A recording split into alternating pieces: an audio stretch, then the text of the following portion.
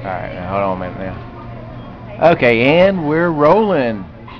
Okay. Take it, Huey. Since you've done your back issues already, you got 13 good ones. I felt 9, you know.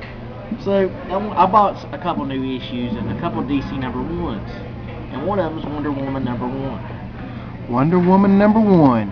Now I've heard good things about this issue and this relaunch, and I decided to try it out. I know Brian I can't pronounce his last name. Brian Azzarello. Azzarello. The guy that did 100 Bullets. He also did a Batman arc. He also did that Superman for Tomorrow, but we won't hold that against him. But he did a hell of a good Hellblazer. Right. So moving on, I've got Supergirl #1. Supergirl #1. You're really digging the chicks here, the comic chicks. What can I say? What do you think about Supergirl's new costume? It looks like she's really, accentuating that one area. But I heard that there's something here about this issue about Supergirl that goes back to Peter David's version, and I'm gonna see what that's about. I'm gonna see if it's true. That's why I tried #1 out. And I got Stormwatch #1. Stormwatch #1. Now, I know I'm not really all that familiar with Stormwatch, and I know probably a lot of people that are watching the video, they're not very familiar with Stormwatch. But I see the Martian Manhunter there. Can you give us a little bit of backstory and a little bit of information on Stormwatch? Okay, well, Stormwatch was basically a Wildstorm title. And with the new DC, they've decided to incorporate Wildstorm basically into the DC universe. And they've already got Grifter running around. Wildcats is rumored to show up at some point in the future. They got Voodoo showing up in their own title. And Stormwatch is another example of it. And Paul Cornell's writing it. And the Martian Manhunter is now a founding member of Stormwatch. It's going to be unique to see him because Cyborg took his place in JLA. Yeah. And now Martian Manhunter's in Stormwatch. That's true. I guess it's to integrate them better into the DCU, the new one. Right. Well, and we're moving on. We've got Frankenstein. Okay, now I'm really interested in this title. This one really intrigued me, and I just about picked this one up because Agent of Shade. You should have done it. It's supposed to be a good title.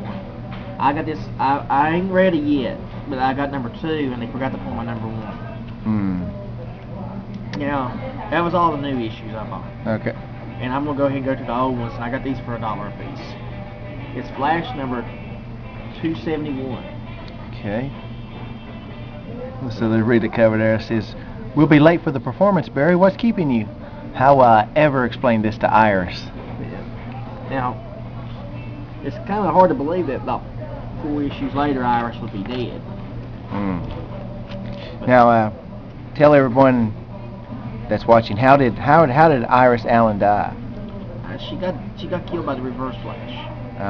But her mind or something went into another body that he was able to save in the far future, and it's really a complicated thing. Issue 350 of Flash that I'm trying to get you to get actually explains it. And now here's issue 278 of Flash, and I always love issues where he fights the Rose, and here's Captain Boomerang. Can Flash survive a deadly assault of Captain Boomerang? I got these for $1 a piece. And here's Flash #258. I love this cover. Oh yeah, I really like this cover myself. How Flash is running, and the faster he runs, the more he's like decaying. He's I don't recognize the Rogue in this. I'll probably know it once I get reading it, and they'll probably tell me. And there's Captain America #1. Captain America #1. Oh yeah, man. I have like the first 8 issues of this series here, and then I have like the trade paperback that collects like issues like 9 through 14 or 15. Then I have issue 14, which is like the first appearance of Winter Soldier, I believe, isn't it? No, 6 is the first appearance. Oh, okay. Yeah, I got #6. Or no, I think it's #5 or 6-1 is the first appearance of Winter Soldier, Return of Bucky. And I know 7 is the Lonesome Death of Jack Monroe. And I got that. But there's something special though about issue 14. It has like Winter Soldier and Captain America fighting on the cover. Yeah, I believe it details that. I think Cap's finally able to reach him.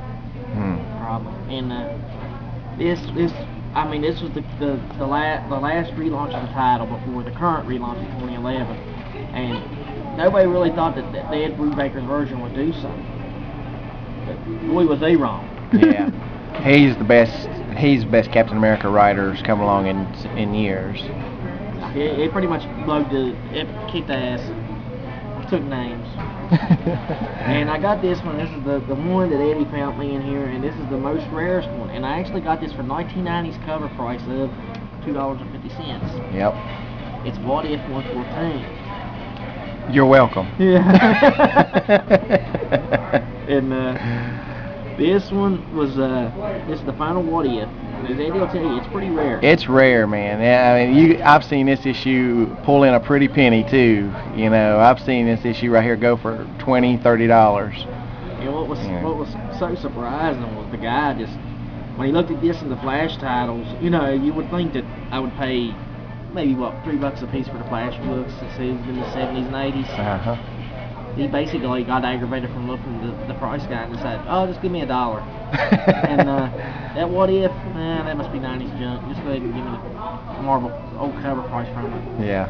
And I was like, I wasn't going to argue with him because I Hell no. But that was it for me today. And I guess my What If 114 that Eddie found me there will be ranked high on my list. That's your find of the day, just like my Lois Lane was my Lois Lane 103.